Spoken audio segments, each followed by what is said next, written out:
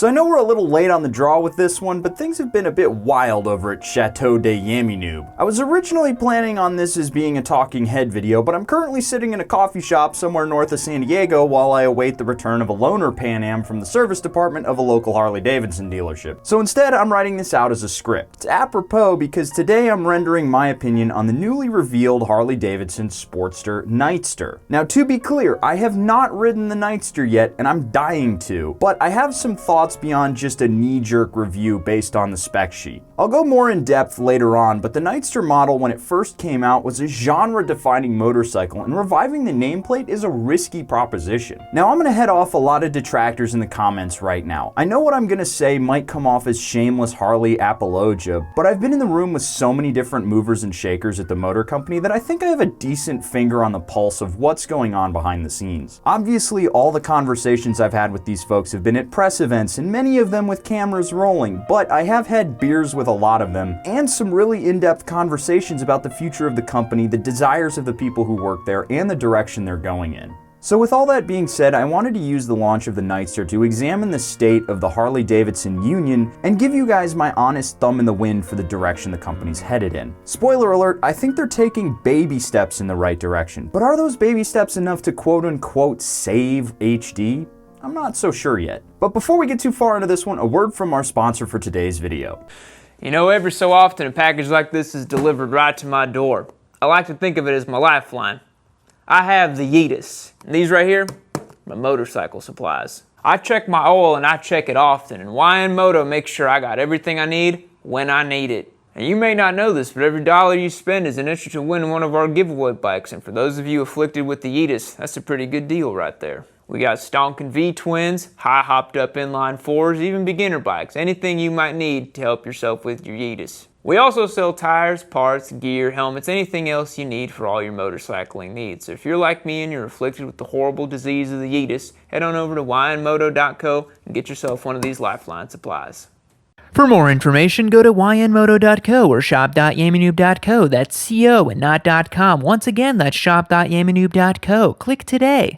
Now let's dive in with the details on the Nightster. For those of you who've been living under a rock, Harley's taken their liquid-cooled Rev Max engine and cut the displacement down from 1252 to 975 cc's. I reached out to my contact at HD and got the skinny. The architecture is largely the same, just with a smaller top end and variable valve timing on the intake cam only as opposed to intake and exhaust. That means you're still working with the hydraulic lifters, broad torque curve thanks to the VVT, and some of the quirks that the platform has. Specifically, I'm talking about the weird thing it does when you hit the starter and the engine cranks, but it doesn't turn over. If you hit the starter again, it fires right up. It's just a weird thing that it does. I've heard that this has something to do with the position of the pistons in the stroke when you turn the engine off, but that's all hearsay. The 975 is currently putting down 90 horsepower at 7,500 RPM and 70 foot-pounds of torque at 5,000 RPM. The bike tips the scale at 481 pounds wet and will run you $13,499 in vivid black. More for the other colorways. In my opinion, those are some great specs on paper, save for the price, but we'll talk about that in a bit. Now, once again, I want to make it clear, I have not ridden this motorcycle yet, but I have ridden the Sportster S, and I can tell you a lot about what that engine was like. I have a whole first ride video that I put together back in Sturgis last year, so if you want my closest analog, I'd suggest checking that one out. But based on talking with my contacts at Harley and my previous experience with the new generation of Sportsters, here's what I would expect this motorcycle to ride like. First and foremost, the torque curve is as wide as yo mama and basically perfectly flat. I've seen dyno charts for the S, and it's crazy how smooth the torque is. It means that right off the jump, you're gonna feel 70 foot-pounds, or more likely 60 to 65 wheel, all the way through the rev range. And one thing that blew me away on the Sportster was how it got up and moved. It hauled the mail better than the Pan America in my opinion, and the Pan Am is no slouch. Because the torque curve is so broad, you wanna rev the balls off the bike, and it pulls all the way to 9,500 RPM redline. But that redline can surprise you. You're gonna keep the engine between 5,000 and 9,500 RPM 100% of the time because that's where it feels the best. I think the limiter is set more out of mercy than anything else. Personally, I feel like the motor can rev harder, but I'm not an engineer, so those are just my 2 cents. Another thing that'll help the bike off the line is the traction control and drag torque slip control system, but instead of letting the clutch slip when you're over revving the rear wheel, it adds throttle to settle out the bike. A bit odd in my book when a slipper clutch seems mechanically simpler, but I can tell you that it works well on both the big bikes and the little ones. Handling is going to be tough for me to guess at, but the S holds a line like you wouldn't believe. It's a little bit slow side to side thanks to the 160 section front tire, but once it's online, it's not going to drift or shimmy. There's a few differences between the S and the Nightster though. The Nightster has non-adjustable suspension up front compared to the S's fully adjustable suspension. The rear is a twin outboard shock like the old Sportsters, not a single shock like the S, and it's adjustable only for preload, not to mention that the front tire is a more standard Sportster style tire, not the massive 160 that the Sportster S comes with.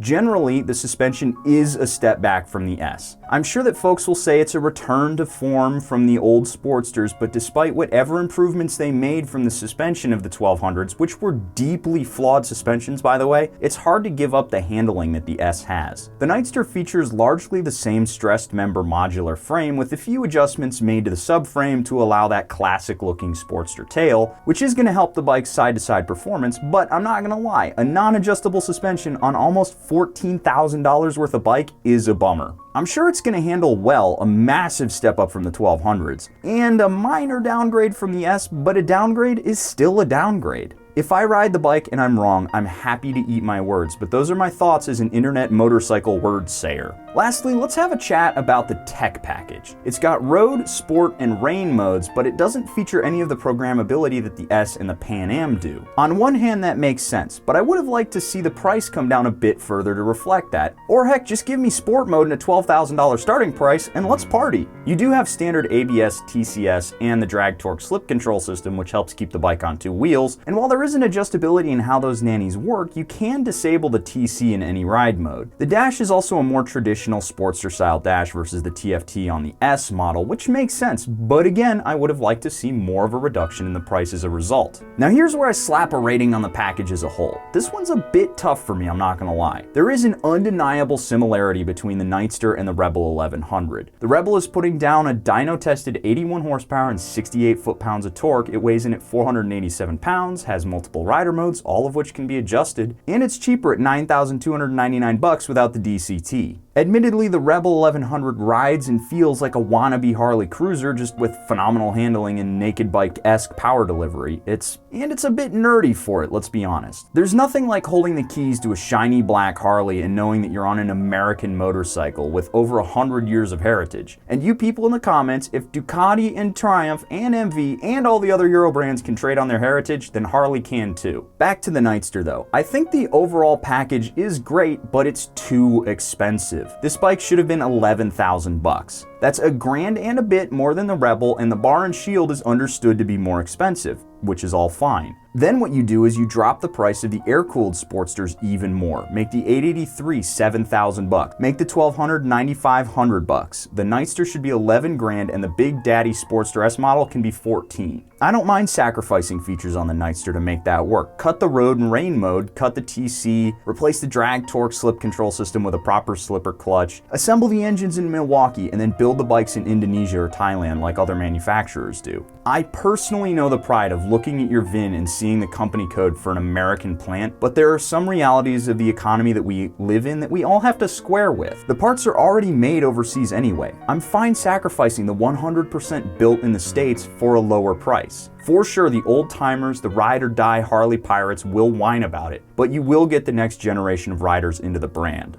So that's my take on the bike. A solid package if overpriced. Now I wanted to spend the rest of this video to pontificate on the state of Harley-Davidson as a company. We've often said that they're desperately afraid of their diehard customers getting mad at them for taking steps in a new direction, and I think that's true, but there's more to it. I watched Matt Levatich, the old CEO, launch a bunch of new initiatives that truly shook things up, and I've watched Jochen Zeitz roll back some of that. A lot of people I know think it's because Zeitz is more conservative and wants to preserve the culture of Harley as it is, but I'm not so sure. I've had beers with Brad Richards, the VP of Design, Matt, Paul, and Jen from the PR team, interviewed engineers from the race team, and ridden with Kyle and Travis Wyman on track. And the one line I can draw from all these interactions is a desire to go out and do some crazy stuff on two wheels. This is where it sounds like I'm a Harley simp, and I'm not trying to blow smoke, but I do genuinely see a passion from everyone at the motor company. There's this YouTuber in the video game space by the name of Skillup who's famous for, among other things, drawing similarities between video games and boats.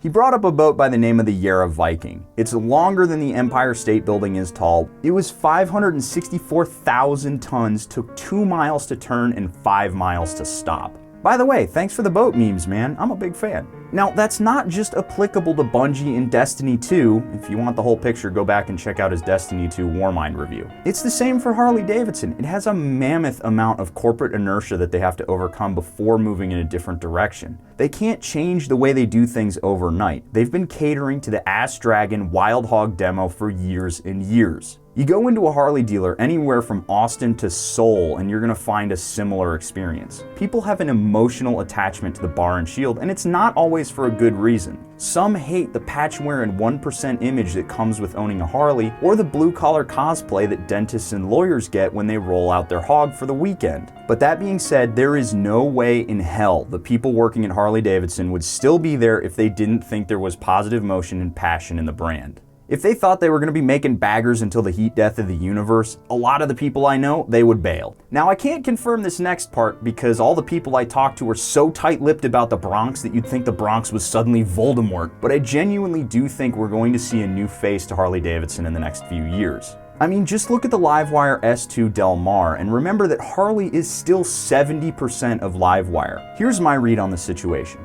Pan America was such a risk for them that Zeitz issued an edict from on high saying you can't go back for seconds until you finish your first helping. They needed to nail the Pan Am, fix its quirks, get it perfect or as close to perfect as they can be happy, and then when they're done they can take on the next new project. Remember that the Bronx was never actually canceled, just silently smothered in its sleep. I think we're going to continue to see cruisers and other middle-of-the-fairway Harleys moving into the RevMax platform. Stuff like Softails and maybe even a touring frame bike in the meantime, but my honest opinion is that the best is still to come from Harley. Who knows, maybe I'm just a hopeless romantic rooting for the company that got me on two wheels in the first place, but Harley is still 1/3 of the bikes sold in the US. Also, of all the people on all the internet that they could still be working with, they keep reaching out to us for stuff, and we're seriously some of the most vocal critics of the brand. They don't have to work with us, to be clear, and yet they still take our phone calls. That's gotta count for something. Okay, love letter to Harley over. Let me know what you think of down in the comments below. Fact, as astronauts spend months traveling to Mars, their eyeballs may change shape. Some scientists believe that's due to the pressure from fluids that won't drain from their heads thanks to the low gravity environment.